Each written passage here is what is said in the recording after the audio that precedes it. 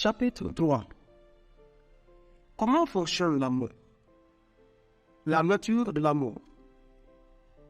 Aimer, c'est quoi? Aimer quelque chose. Qu'est-ce que cela implique?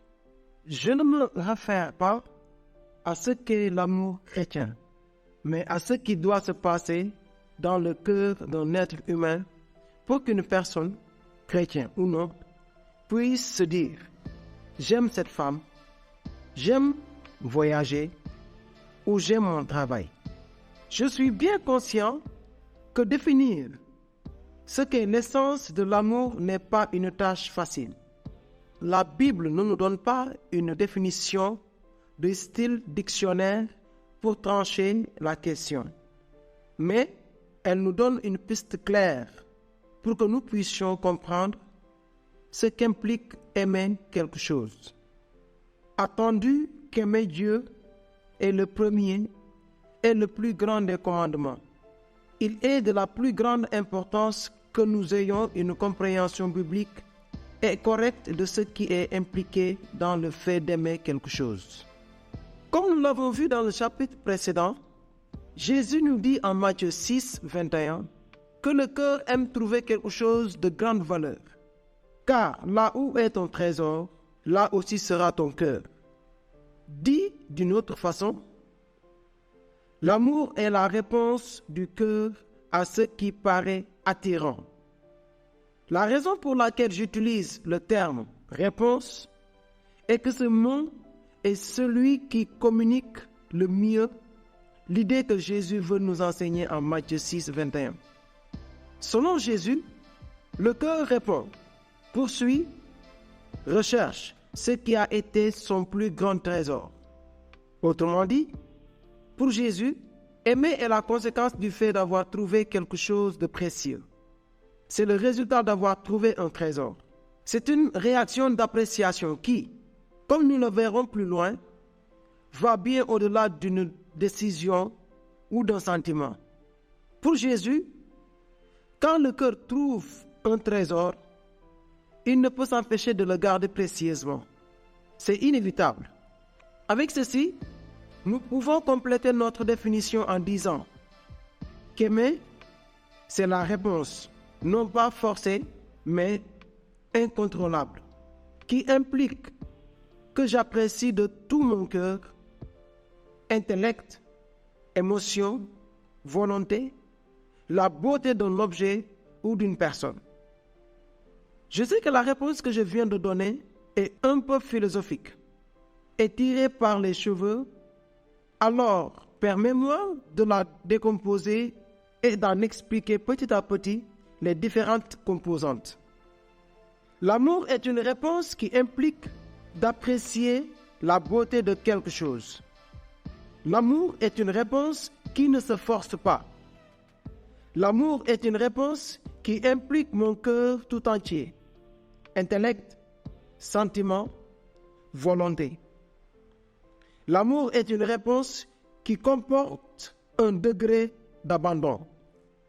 Aimer est une réponse qui implique d'apprécier la beauté de quelque chose. Comme nous l'avons vu, Jésus dit que le cœur recherche toujours un trésor. Un trésor, c'est quelque chose d'important. C'est quelque chose d'attirant, de précieux. C'est quelque chose d'une valeur inestimable.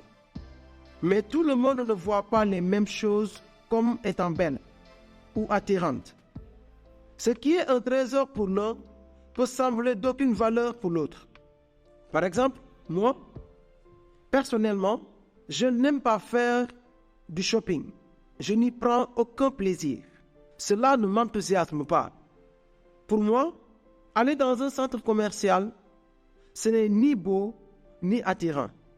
Mais d'autres gens y prennent un énorme plaisir. Pour eux, c'est vraiment comme un trésor. Ils pensent que c'est beau, attractif, précieux. Par ailleurs, moi, j'aime créer et concevoir des albums de photos de notre famille. Remarque qu'en utilisant les mots « j'aime », j'attribue déjà l'idée de beauté au fait de concevoir ces albums. Ceci est parfaitement naturel. Nous ne trouvons pas tous notre plaisir dans les mêmes choses. mais nous trouvons tous du plaisir en quelque chose. Nous avons tous nos trésors. Nous aimons tous. Jonathan Edwards explique ainsi cette dynamique. Dieu a donné à l'âme humaine deux aptitudes centrales. La première est la compréhension qui nous permet de discerner et de juger les choses. La deuxième aptitude est celle qui nous permet d'observer et de contempler les choses, non pas en tant que spectateur indifférent, en tant qu'individu qui aime ou n'aime pas, qui se plaît ou s'ennuie, qui approuve ou rejette ces choses. On appelle parfois cette seconde aptitude inclination ou attraction. Quand un être humain voit quelque chose qu'il considère comme attirant, il peut faire autrement que l'admirer. Un jeune qui voit une jolie fille marchant dans la rue se retourne pour admirer sa silhouette. Un homme qui aime les voitures anciennes se rend à une exposition et ne peut s'empêcher d'admirer avec enthousiasme chacune des voitures. Une adolescente déambule dans un centre commercial et ne peut s'empêcher d'imaginer à quoi elle ressemblerait vêtue de la robe qu'elle aperçoit dans une boutique de vêtements. Aimer quelque chose, c'est pouvoir en apprécier la valeur. Bien entendu, il y a des degrés dans l'amour. L'amour pour une voiture n'est pas le même que l'amour que l'on ressent pour un être aimé. Nous étudierons ceci plus loin. Mais le point sur lequel je voudrais insister maintenant, c'est qu'aimer quelque chose est la conséquence du fait de voir cette chose comme attirante et ayant de la valeur. Pour paraphraser l'apôtre Paul, c'est le résultat de ce que les yeux de mon cœur ont été ouverts à la beauté, par exemple, d'une voiture ancienne ou de Dieu. Bien sûr, l'effet contraire fonctionne de la même façon. Si je n'apprécie pas la beauté de quelque chose, je n'y prendrai pas plaisir. Et par conséquent, je ne l'aimerai pas. Personnellement, je ressens ce genre d'indifférence avec la peinture. Je regarde les œuvres de Léonard, de Vinci, et ne ressens aucune émotion. Elle n'engendre en moi aucune forme d'appréciation.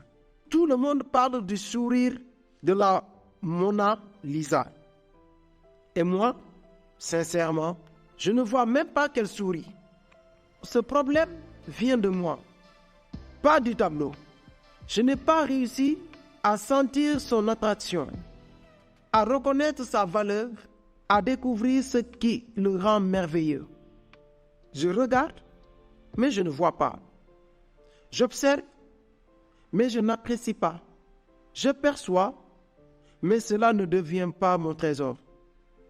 Examine encore ce que dit Jonathan Edwards. Mais cette fois, en voyant comment ce concept s'applique à la personne de Dieu. Dieu a donné au cerveau humain la capacité de connaître la notion du bien de deux façons. La première est simplement spéculative ou rationnelle. L'autre est en lien avec ce qui ressent le cœur, comme lorsqu'on perçoit la beauté, la bonté ou la douceur de quelque chose. Pour autant, il y a une différence entre croire que Dieu est saint et miséricordieux et ressentir l'amour et la beauté de sa sainteté et de sa grâce. Il y a une différence entre avoir l'opinion rationnelle que le miel est doux et goûter sa douceur. Lorsque le cœur est conscient de la beauté et de l'attractivité de quelque chose, il prend nécessairement du plaisir à l'apprécier, ce qui est totalement différent à l'idée rationnelle de ce qui est excellent. Comme nous continuons de le voir tout le long du livre, réussir à apprécier, à chérir, à aimer la beauté de la personne de Dieu et de ce qu'il a accompli, c'est ce qui produit véritablement des changements profonds. Comme l'a dit Paul, j'ai pris qu'il illumine les yeux de votre cœur pour que vous connaissiez les choses extraordinaires que, par Christ, il a faites pour nous. Ephésiens 1, 18, 19. Cependant, nous l'avons dit, comprendre ce concept et faire ces délices de Dieu sont deux choses bien différentes. 2. L'amour est une réponse qui ne se commande pas. Je ne peux ni me forcer, ni forcer les autres à aimer. Tu te souviens de l'homme qui restait devant son téléviseur pour regarder son équipe nationale jouer un match de foot? Personne ne lui a mis un revolver sur la tempe pour qu'il prenne plaisir à regarder son équipe. Bien au contraire. Du moment qu'il prend du plaisir dans le foot, il l'aime. Et parce qu'il l'aime, ses actions visibles reflètent cet amour. Il se couche tard un dimanche soir. Il achète un téléviseur onéreux, etc. On ne peut pas commander l'amour. C'est une réponse. Personne ne m'oblige à aimer. J'aime parce que dans l'objet de mon amour, j'ai trouvé un trésor. Ici, le match de foot. L'un de mes livres préférés est L'Église du silence, torturée pour Christ. Dans cet ouvrage, l'auteur, le pasteur Richard Wurmbrand, décrit les terribles tortures que lui et d'autres chrétiens ont subies dans les camps de concentration communistes pendant la guerre. Ils m'ont brisé 4 vertèbres et de nombreux os. Ils m'ont coupé, brûlé et m'ont causé de profondes blessures en différentes parties du corps qui m'ont laissé 18 cicatrices permanentes. Richard Wurmbrand a dit par ailleurs que dans un camp de concentration, les gardiens peuvent t'obliger à faire tout ce qu'ils veulent, sauf une. Ils peuvent t'obliger à manger tes propres excréments. Ils peuvent t'obliger à creuser ta propre tombe. Ils peuvent t'obliger à tuer ton propre fils en te donnant un pistolet avec une seule balle et te menaçant à tuer tous tes enfants et ta femme. Si tu ne le fais pas, ou si tu te suicides, ils peuvent t'obliger à faire tout ça, plus une infinité d'autres choses. Mais il y a une chose qu'ils ne peuvent pas faire. Ils ne peuvent pas t'obliger à les aimer. Pourquoi? Parce que l'amour est une réponse. On ne peut la forcer. Comprendre ce concept est absolument crucial pour comprendre les changements profonds. Je ne peux pas obliger quelqu'un à aimer quelque chose. Je ne peux même pas m'y obliger moi-même. L'amour est une réponse qui implique une décision qui n'est pas commandée, mais qui en même temps ne peut être contrôlée par personne, pas même par moi. Comme nous l'avons dit et que nous continuerons à analyser, j'aime lorsque, pour une infinité de raisons, je me délecte et fais mon trésor de quelque chose. Dans notre église, il y a quelque temps, nous avons fait une collecte pour envoyer de l'argent à un missionnaire soudanais sur le point de se marier. Ce jeune est l'un de mes amis. Je connais son engagement. Je l'ai formé dans l'étude de la Bible et la théologie. Je suis bien placé pour connaître son amour pour Jésus, mais aussi son extrême pauvreté. Donc, lorsque l'annonce a été faite à l'église que nous allions lui envoyer de l'argent pour son mariage, au Soudan, le fiancé doit payer une dot au père de la mariée pour pouvoir l'épouser. Je me suis senti heureux et privilégié de pouvoir participer financièrement. Un grand nombre de personnes de l'Église se sont également senties poussées à l'aider. Maintenant, examine ceci. Nous avons donné de l'argent et nous l'avons fait avec plaisir. Ce fut un moment précieux. Mais, que se passerait-il si tu me disais, Nico, tu as dû ressentir dans ton cœur la même chose que si tu mariais ta fille Michaela. Tu aimes certainement cet homme autant que tu aimes ta fille. Je répondrai probablement non. Non. Je ne peux pas aimer ce missionnaire avec le même degré d'amour que celui que j'ai pour ma fille. Je ne peux pas avoir autant de passion, d'élan d'engagement que si ma fille se mariait. Et si tu es honnête, tu ne le pourrais pas non plus. Non, si c'était ma fille, j'économiserais pendant des mois pour l'aider à payer la noce. J'irai avec elle regarder les robes de mariée. Je ferai l'impossible pour qu'elle ait un voyage de noces là où elle veut aller. Je réfléchirai jour et nuit sur comment lui donner tout ce dont elle a besoin pour passer le plus beau jour de sa vie. Et toi aussi, sans doute. Tu peux me demander, exiger et même m'obliger à donner de l'argent pour le mariage du missionnaire. Et peut-être que je le ferai, une action. Mais tu ne peux pas me demander, m'exiger ou m'obliger à aimer mon ami missionnaire autant que ma fille chérie. Un changement du cœur. Tu ne peux pas obtenir cela. Même moi, je n'ai pas le pouvoir de m'obliger à aimer ainsi. On ne peut ni commander, ni contrôler ou manipuler l'amour véritable. Comprendre ce concept est essentiel parce que, entre de nombreuses autres choses, cela nous montre que ce que nous faisons extérieurement est déterminé par ce que nous chérissons intérieurement. Cela montrerait que ce que nous faisons extérieurement est déterminé par ce que nous chérissons intérieurement. Pense encore à l'homme qui aime regarder son équipe nationale de foot jouer pendant la Coupe du Monde. Tu peux obliger cet homme à ne pas regarder les matchs en lui offrant de l'argent ou en le menaçant avec une arme. Mais tu ne peux pas l'empêcher d'aimer le football, ni en échange qu'il se met à aimer le patinage sur glace. Quelque chose de radical doit changer à l'intérieur de lui pour que cela se produise. Si ce raisonnement est juste, cela vaut la peine de se poser la question: qu'est-ce qu'on pourrait faire pour que l'homme passe par un changement aussi fondamental? La seule manière pour que cet homme puisse cesser d'aimer le foot serait que son cœur trouve quelque chose qui lui procure davantage de plaisir que le foot. Quelque chose qui capture le noyau même de son être. Quelque chose qui modifie ses affections.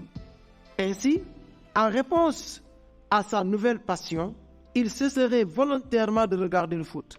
Par exemple, si pendant qu'il est devant son téléviseur, un appel téléphonique lui apprend que sa fille vient d'avoir un terrible accident de voiture, il cesserait inévitablement de regarder le match et son être tout entier sera captif de cette nouvelle.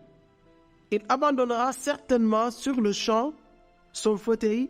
Il ne pensera pas à un seul instant au prix que lui a coûté son écran plat et ne prendra pas non plus la peine de voir le penalty qui a été sifflé à son équipe. Mais, désespéré, il partira immédiatement jusqu'au lieu de l'accident. Que s'est-il passé? Comment son amour pour le foot a-t-il été vaincu? Par un amour bien plus grand, par une nouvelle passion. Comme nous le verrons plus loin, l'addiction à un plaisir ne peut se vaincre que par une nouvelle addiction à un plaisir plus grand. Pourquoi? Parce que le cœur prend ses décisions en réponse à quelque chose qu'il aime. Comme l'explique avec justesse Thomas Chambers, il y a deux moyens par lesquels le moraliste pratique peut tenter de remplacer son amour pour le monde dans le cœur humain. Soit en démontrant la vanité du monde de telle manière que le cœur soit persuadé de retirer son attachement à un objet qui ne le mérite pas, soit en mettant en avant un autre objet, Dieu inclus, démontrant que ce dernier est bien davantage digne de son affection. afin que le cœur ne soit pas obligé de renoncer à un ancien amour que rien ne peut remplacer, mais qu'il puisse échanger un ancien amour pour un nouveau. Mon but est de montrer qu'en raison de la constitution même de notre nature, la première méthode est incompétente et totalement inefficace, et que la seconde méthode est la seule capable de sauver et de rétablir un cœur des affections erronées qui le dominent et de le reconquérir.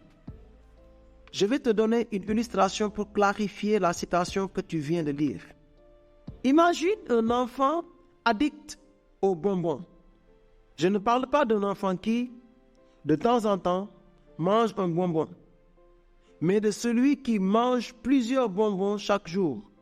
Si tu étais son père, comment pourrais-tu l'aider qu'il sorte de son addiction? Tu pourrais lui donner un ordre. Ne mange plus de bonbons. Mais je ne pense pas qu'il t'écouterait. Tu pourrais lui parler de tous les bienfaits d'une alimentation saine. Mais là aussi, je doute qu'il y ait un résultat. Tu pourrais le gronder et le menacer. Tu pourrais le supplier et lui expliquer que parce qu'il mange autant de bonbons, tu te sens, toi, comme un mauvais père.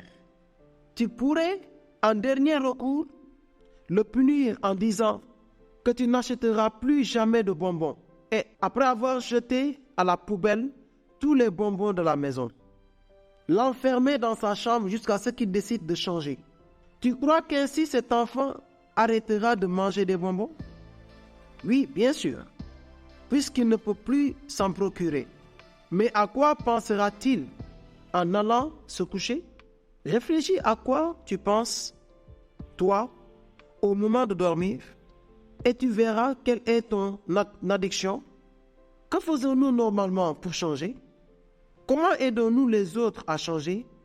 Nous utilisons des ordres, la culpabilisation, la manipulation, les menaces, la punition, etc. Est-ce que l'enfant arrêtera de manger des bonbons? Oui. Mais la question la plus profonde est, est-ce qu'il cessera de les aimer? Arrêtera-t-il d'y prendre du plaisir? Cessera-t-il de fantasmer à leur sujet? Pour aider un enfant qui est addict aux bonbons, le plus simple que tu puisses faire, c'est de lui offrir du chocolat.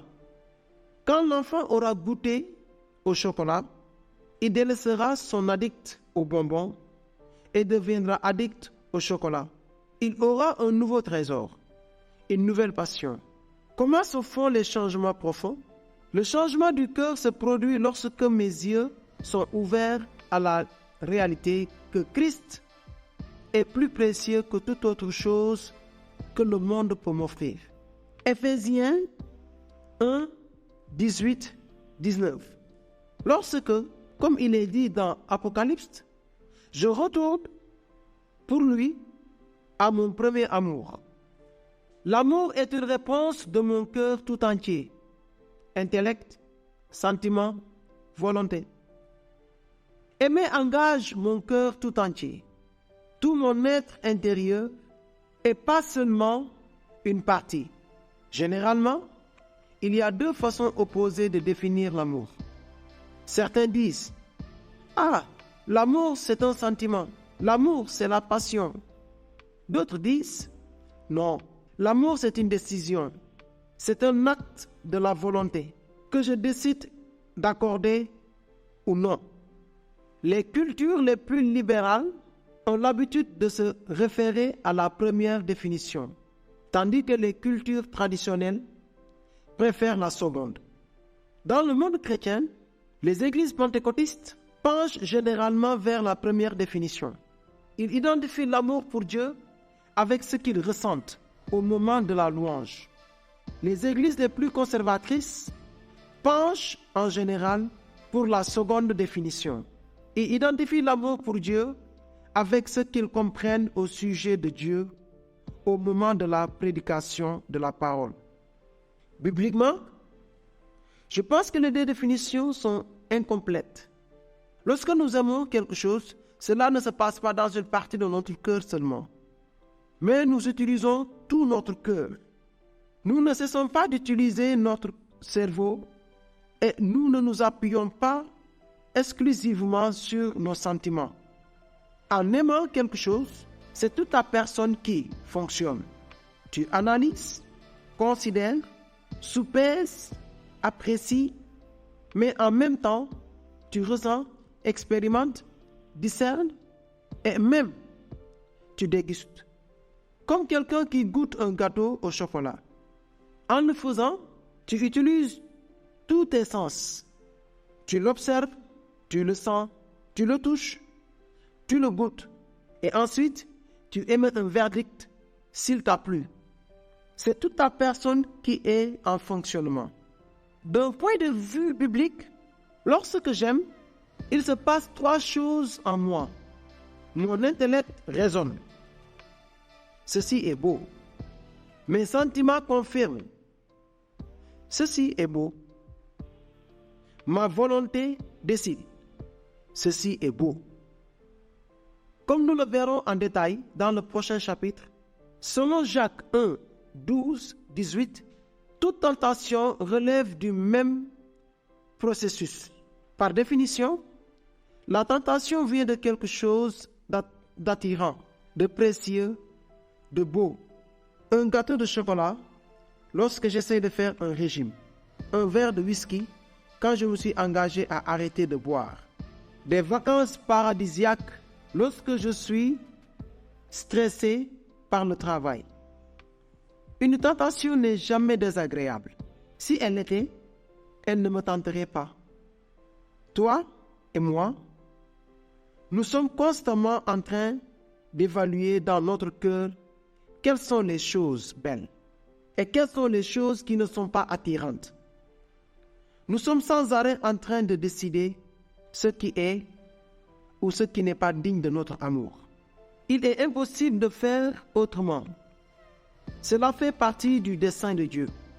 Quelquefois, ce processus interne est plus conscient qu'à d'autres moments, mais c'est quelque chose que nous avons toujours en nous, quoi que nous fassions. Avant de passer au dernier point, je voudrais que tu analyses soigneusement la phrase suivante. Je fais toujours ce qui me plaît le plus. S'il te plaît, relis-la encore. Je fais toujours ce qui me plaît le plus. Les implications de cette phrase sont énormes. Qu'est-ce que tu en penses? Est-ce que c'est vrai? Quelqu'un pourrait objecter. Attends, il y a des milliers de situations où je ne sais pas ce que j'aime. Par exemple, dans mon travail. Mon superviseur me fait sans arrêt faire des choses que je n'aime pas. Si tu l'étudies en profondeur, tu verras qu'il n'en est pas ainsi. Tu fais ce que te dit ton patron. Parce que tu en sois conscient ou non, tu cherches ce qui te plaît le plus. Si ton chef te demande de mentir sur la date d'un document, tu as 2 possibilités. Tu peux faire ce qu'il te demande et mentir, ou tu peux décider de ne pas le faire. Tu as toujours la possibilité de choisir. Si tu as décidé de mentir, même si cela ne te plaît pas, tu auras fait ce que tu aimais le plus à ce moment-là. Pourquoi? Parce que ce qui te plaisait le plus, que tu as aimé le plus, ce qui a été ton plus grand trésor, c'était de ne pas perdre ton travail. Peut-être par amour de l'argent, ou pour ne pas contrarier ton superviseur, peut-être à cause de l'insécurité que tu causerais la perte de ton travail, etc. Il est possible que tu n'aies pas aimé le faire. Mais si tu l'as fait, tu as fait ce que tu as aimé le plus. Jonathan Edwards l'exprime ainsi. La volonté fait toujours des choix en accord avec son inclination la plus forte du moment. Nous avons vu cette vérité quand nous avons analysé la rencontre du jeune homme riche avec Jésus. Il a choisi sa richesse plutôt que Jésus. Pas nécessairement parce qu'il détestait Jésus, mais en raison de ce que ce dernier lui demandait de choisir. Comment s'est prise sa décision? en fonction de ce qu'il aimait le plus, en fonction de ce qui, en ce moment-là, l'attirait le plus, sa richesse. En toute situation et en tout moment, je choisirai toujours, consciemment ou inconsciemment, ce qui, à mon avis, juste ou faux, me fera le plus grand bien possible. Changer, c'est quoi? Changer, c'est que Dieu devienne ce que j'aime le plus. C'est d'arriver à voir, à distinguer, à apprécier que Dieu est le plus grand bien possible. C'est que mon cœur, intellect, sentiment et volonté puissent apprécier la véritable valeur de Dieu. C'est que mes yeux soient ouverts par l'Esprit Saint et qu'en voyant l'extraordinaire gloire de Christ, je le choisis, lui, au-dessus de toute autre chose qui m'est offerte ou que m'offre le monde. C'est qu'il devienne ce que je désire le plus. N'est-ce pas là ce que demande Christ? Que tu l'aimes de tout ton cœur, de toute ton âme et de toute ta pensée. Comment y parvenir? En continuant de lire ce qui suit. L'amour est une réponse qui comporte un degré d'implication. Il y a un célèbre slogan qui dit « L'amour est une action ». Cette phrase est bien incomplète si on prend en compte les points que nous avons vus auparavant. Possède une grande part de vérité. L'amour comporte toujours une part d'action ou d'implication. Tous les matins, les yeux à peine ouverts, nous commençons à évaluer, à considérer, à juger chaque personne, objet ou situation que nous rencontrons. Consciemment ou inconsciemment, nous commençons à donner un degré d'appréciation et d'amour à toutes les choses. Sans doute, la première chose que tu fais chaque matin quand tu te lèves, c'est de te laver les dents. Pourquoi? Pour diverses raisons. Tu ne veux pas avoir la carie. Tu ne veux pas que tes dents jaunissent. Tu ne veux pas qu'elles tombent, etc. Autrement dit, tu as un certain degré d'amour pour tes dents. Si tu examines tes désirs profonds, il est possible que ce soit parce que tu apprécies ton visage, parce que tu apprécies ton image, parce que tu ne veux pas souffrir en allant chez les dentistes, etc. Le point, c'est que ton amour pour tes dents te met en action. Ne pas les laver, c'est ne pas les aimer. Les aimer génère un degré d'implication. Dans ce cas, tu consacres 5 minutes de ton temps tous les matins pour les laver avec soin. Le degré d'implication, de sacrifice, de soin que nous sommes disposés à consacrer à quelque chose. Se laver les dents, regarder un match de foot, faire des achats au centre commercial ou à Dieu lui-même, est déterminé par le degré d'appréciation que nous avons pour cet objet. C'est-à-dire que plus nous lui donnons de la valeur, plus nous nous impliquons, plus nous le trouvons beau, plus notre dévouement sera grand, plus grande sera notre disposition volontaire à nous abandonner à lui. Plus grand sera le degré de réponse de notre cœur. Le degré de réponse du cœur n'est pas le même si tu regardes la finale de la Coupe du Monde, si tu vois un match de foot du quartier. Ce n'est pas la même chose d'attendre que ton conjoint sorte de la salle d'opération que d'être dans la file d'attente à la banque espérant que ton tour vienne. Dans ce sens, il est utile de différencier le niveau ou degré d'amour. Logiquement, chacun d'eux produit en nous un degré d'implication ou de réponse différent.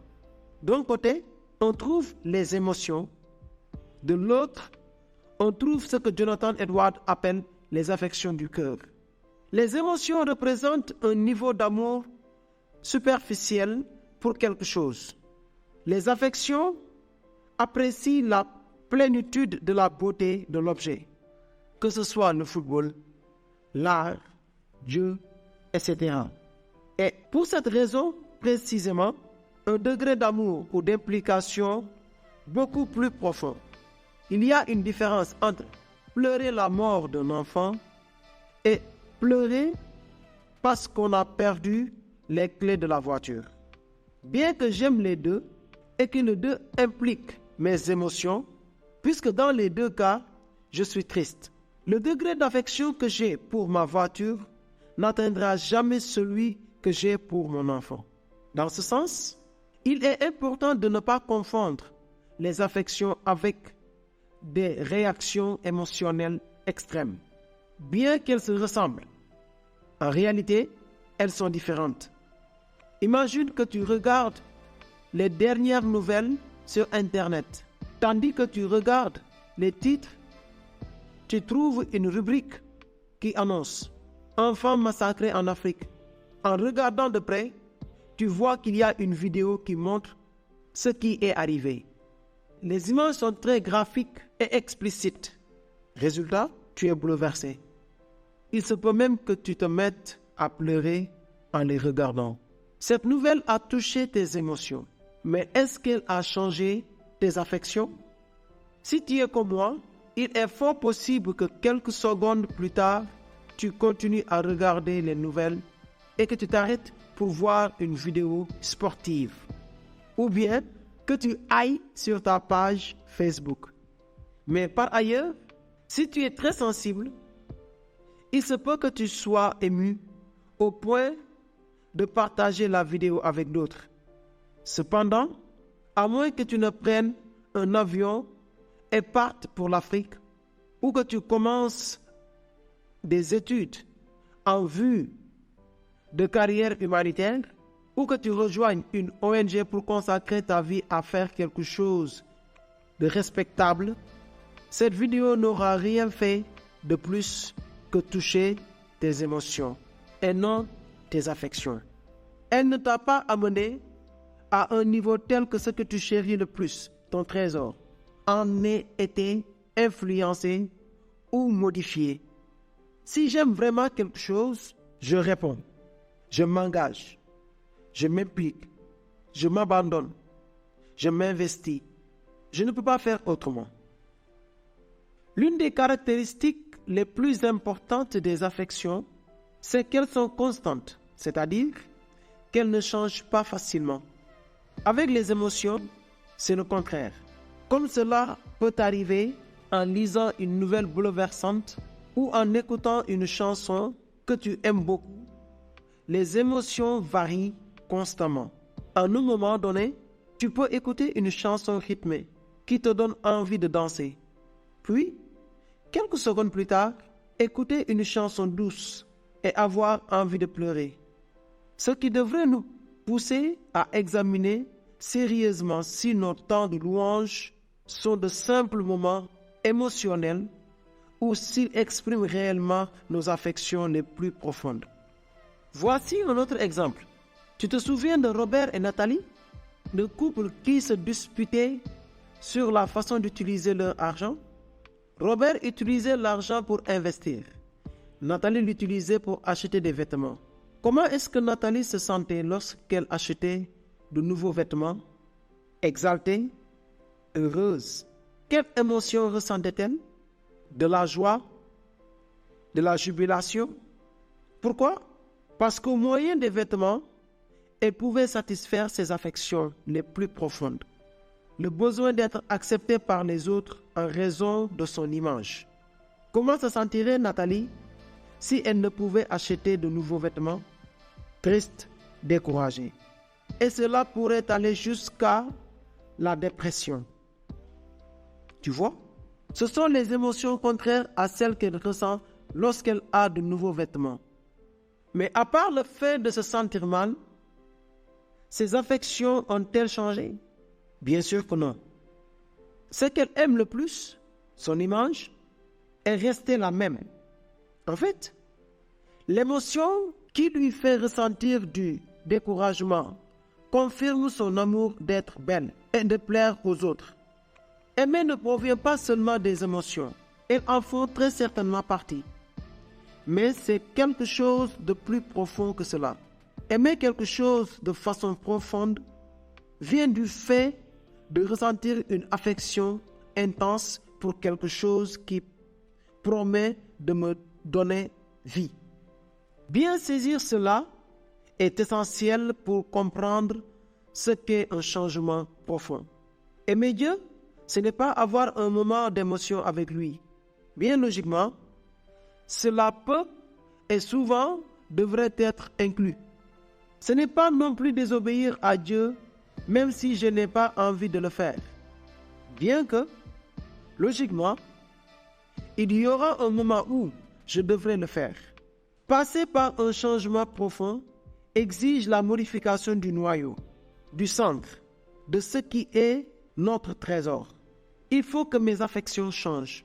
En Matthieu 13, 44, Jésus raconte l'histoire d'un homme qui chemine dans un champ et y trouve un trésor caché. Avec une joie évidente et un certain détachement, il vend tout ce qu'il a pour acheter ce champ. Réfléchis à ce que cette situation paraît avoir d'absurde. En fait, réfléchis à toi-même.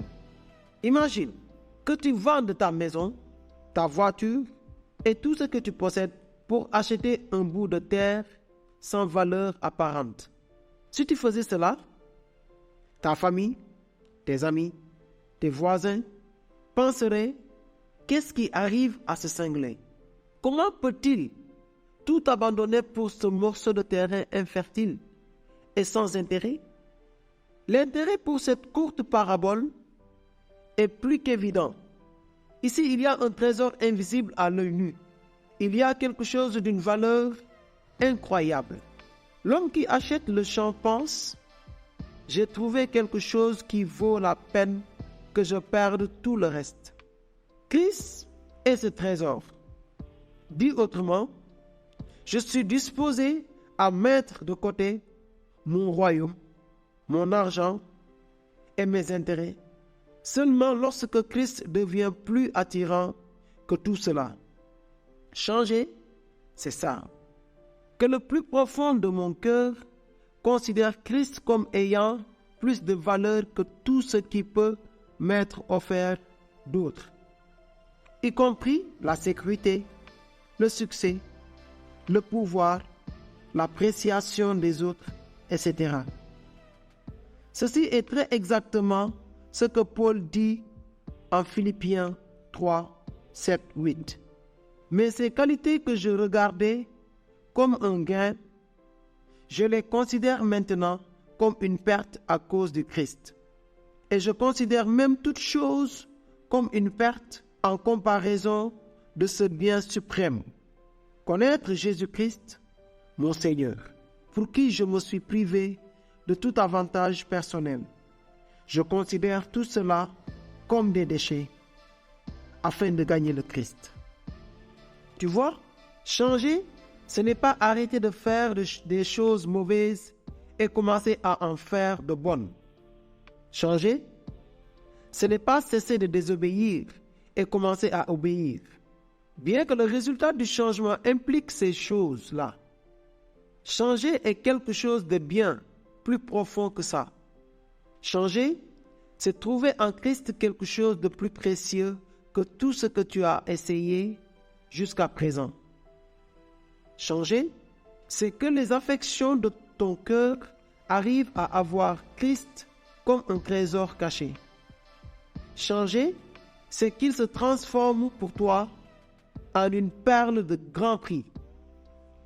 Dans son livre « Dieu et l'Évangile », John Piper pose une question très révélatrice. Seriez-vous heureux au ciel si Christ en était absent?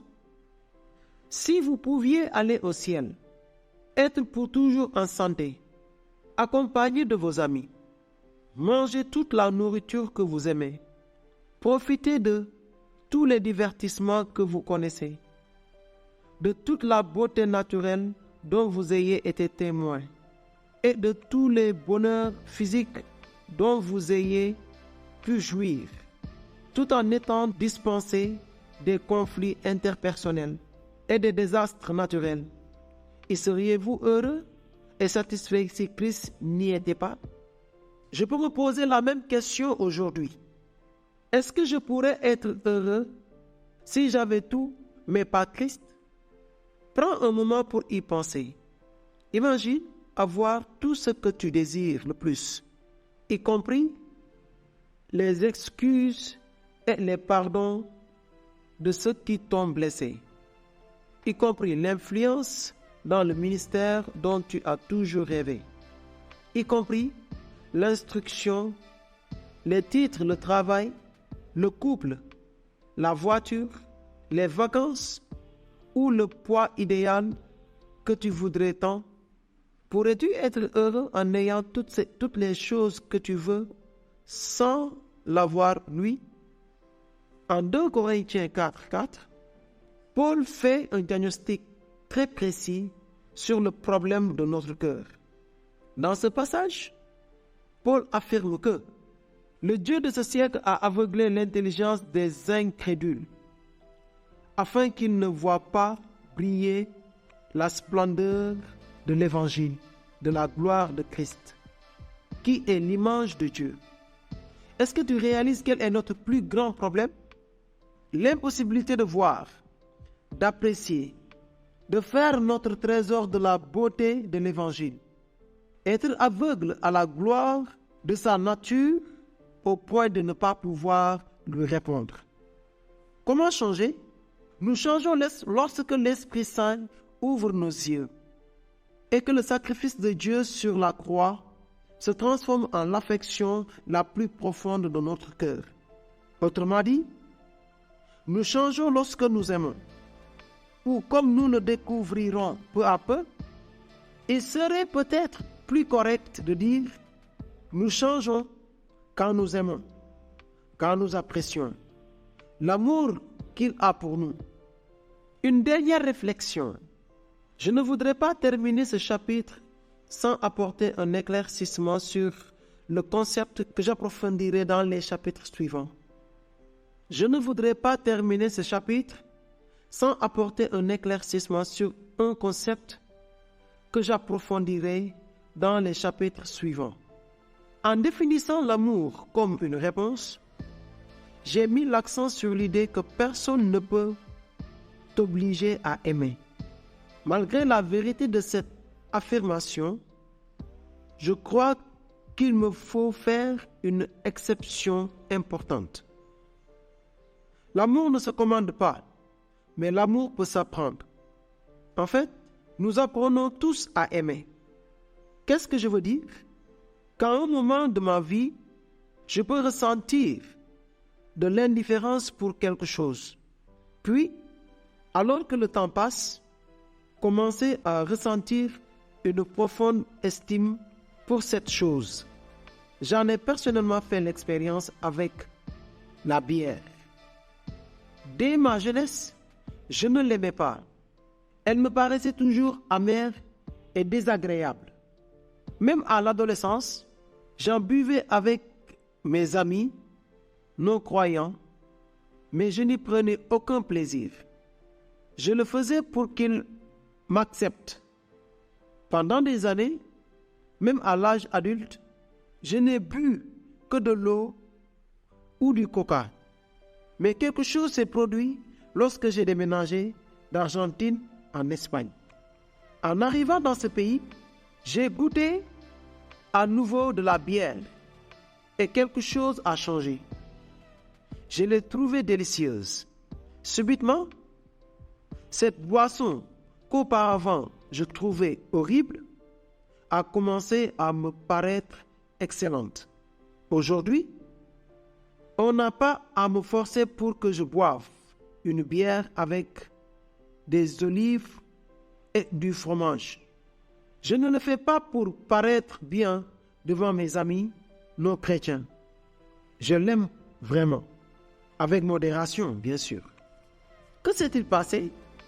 J'ai développé un nouveau goût. Mon estime et mon appréciation pour cette boisson ont changé. J'ai appris à aimer quelque chose que je détestais auparavant. L'amour ne peut pas se commander, mais l'amour peut s'apprendre. Nous apprenons tous à aimer de nouvelles choses. En fait, si tu y penses sérieusement, on nous apprend à tout ce que nous devons aimer.